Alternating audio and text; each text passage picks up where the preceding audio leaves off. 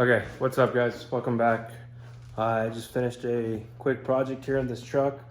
I put these door moldings along the length of the truck, and I put the door emblems on top of the moldings like the factory did back when these trucks were new.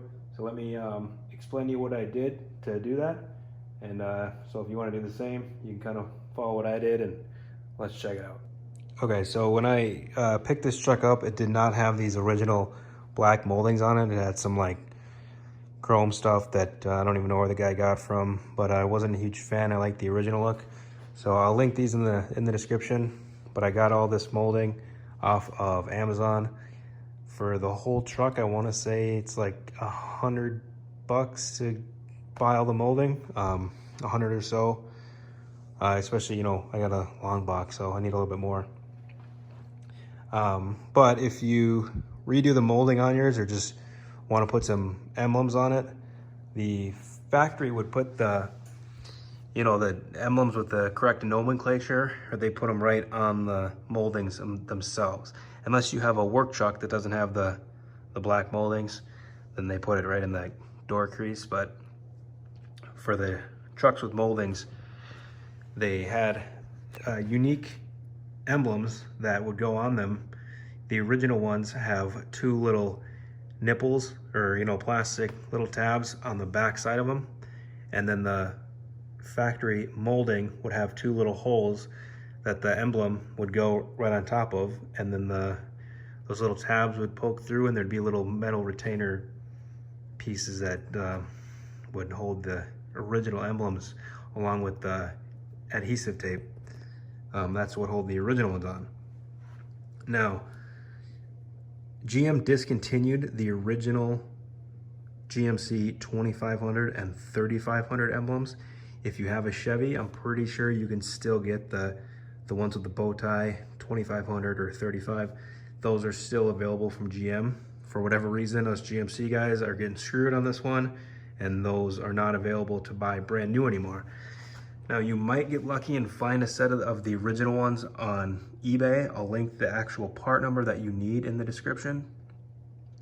The actual ones you need will have those little tabs on there, and then all you would do is, before you apply the molding, you would cut out the little holes where the holes need to be on the molding, and then you can apply your emblem to the molding and then the molding to the truck.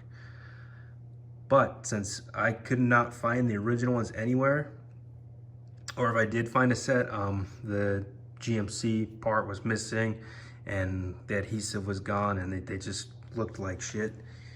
So I bought these. These are from an 01 to 07 GMC 2500, something that would have a Duramax or a 6-liter in it. So they are the newer body style. It does say HD. I know that's not a factory option. The only HD models on GMT 400s were the 3500 HD, which was a 10-lug 2-wheel drive chassis, I believe, was the only option. Don't quote me on that. But the regular 35 and 2500s did not say HD. So I get that that's not factory. Kind of think it looks cooler that it says HD on it, but that's just me.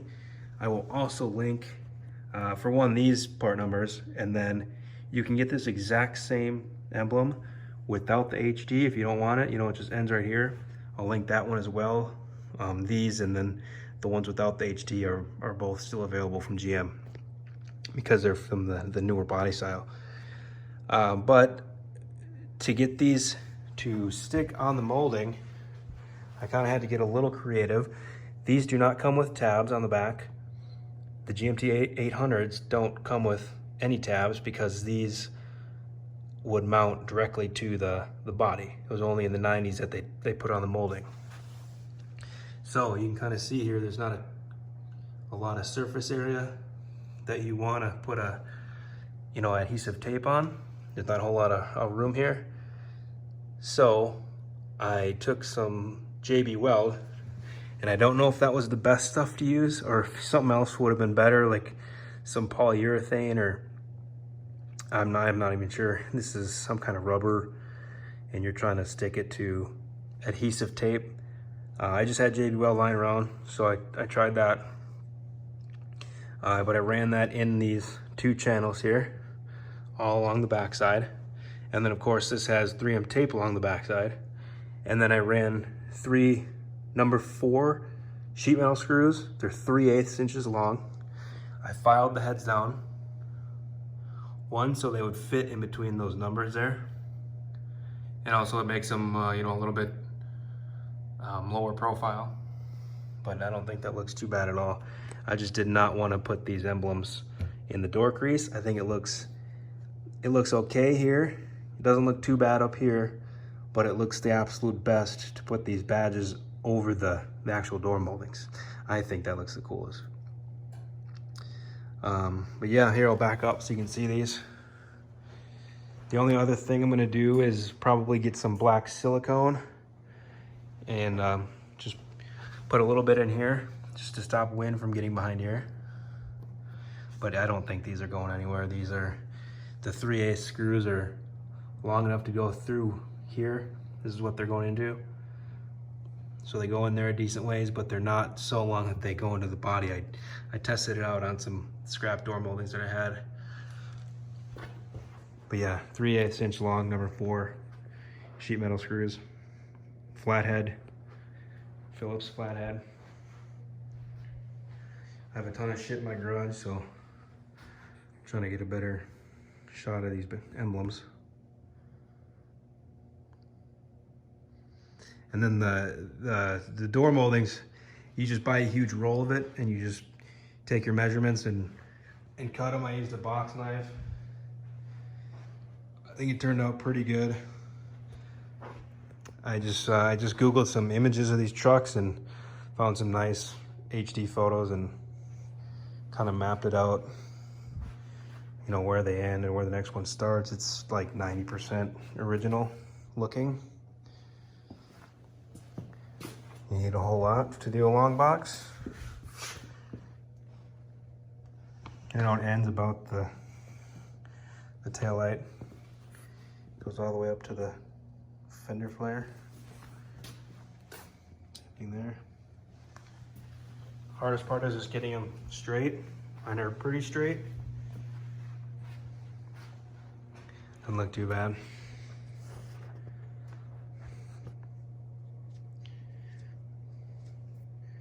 I used a heat gun to heat up the moldings, make them a little bit more pliable, or so, you know, they bend a little bit more. They're kind of stiff from the out of the box. They come rolled up, so you have to flatten them out. One thing to watch out for is the original moldings are kind of cut right here at a kind of a 45-degree angle. If you look at a truck with these original on here, this is kind of more flat here. I was not able to replicate that with my box knife. Just make sure that, I mean, they do that so these don't hit the body. You can kind of see mine just brushes it a little bit, but yeah, just make sure you don't go too far up to here, because then it'll hit your fender there.